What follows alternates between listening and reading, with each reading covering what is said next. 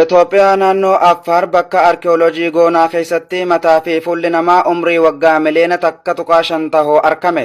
Argannoon kun mata duree bu'aa qorannoo piroojeektii goonaa ja'uun barruu Nature Communications ja'u irratti kan maxxanfame yoo ta'u, Itoophiyaan bakka hangafaa fi argama sanyii dhala namaa akka taate himama. Qorataan olaanaa fi saayinsistiin guddugala ka'umsa naannoo Ispeen Dr. Silashii Saamii akka jaanitti argannoon kun waggaa miliyoona takka tuqaa shan akka ta'u tilmaamee jechuun ragaa bahe. Gosa Homo erectus kan baha Afrikaa keessatti beekamu waliin wal bira qabamee yoo ilaalamu bifa guutuu qaba.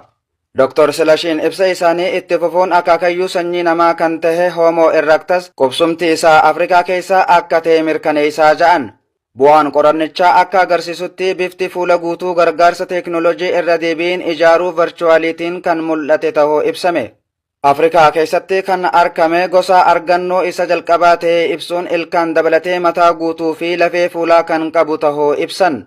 Fuulaa fi mataan kun kan namoota jalqaba Afrikaa irraa gara Awurooppaa fi Eeshiyaatti godaananii wajjin kan wal fakkaatuu fi umrii waggaa miliyoona takka tuqaa saddeetii fi waggaa 1300 akka ta'e tilmaamamee jira ja'an.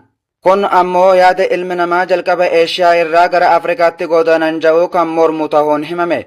Argannoon kun yaada argamni Homo erectus Afrikaa keessaa ja'uu fi yaada Itoophiyaan bakka argama dhala namaa ja'uu kan cimsu tahuun ibsame. Qorannoon kun odeeffannoo haaraa waa'ee sochii ilmaan namoota durii Afrikaa irraa gara ardiilee adda addaattii fi itti fayyadama meeshaalee dhagaa ol du'anii fi achiwiiliin ja'amuun beekaman akka ta'e dubbatanii jiru. Meeshaalee dhagaa kana Homo erectus waliin argamuun isaanii qorannoo arkeoloojii keessatti baay'ee kan hin argamne yoo ta'u, argannoo goonaa kun ammoo dinqisiisaa taasisee jira.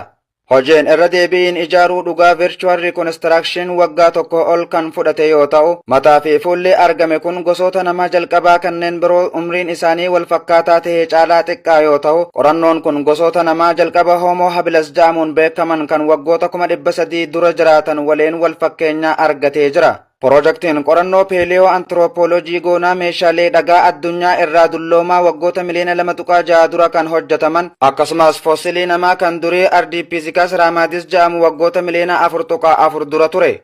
Barruuwwan saayinsii idila addunyaa adda addaa keessatti argachuu isaa abbaan taayitaa hambaalee Itoophiyaa beeksise.